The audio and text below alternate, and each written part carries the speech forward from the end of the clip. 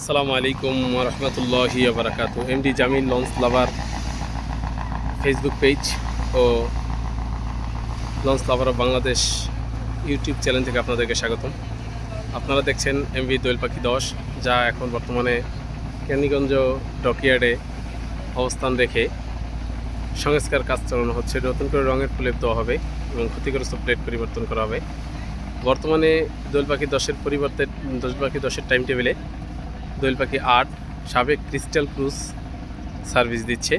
বর্তমানে তাকে ব্যাপক খুব দ্রুতই রঙের প্রলেপ দিয়ে আসন্ন ঈদে সার্ভিসে যুক্ত করা হবে দোয়েল পাখি 10-কে। আমার ভিডিও যদি ভালো লাগে লাইক শেয়ার ও কমেন্ট করবেন। আমার চ্যানেলটি সাবস্ক্রাইব করে পাশে থাকা বেল আইকনটি বাজিয়ে দিবেন, যাতে পরবর্তী ভিডিও অতি তাড়াতাড়ি পেতে পারেন। দেখতেই পাচ্ছেন এমভি দোয়েল পাখি 10।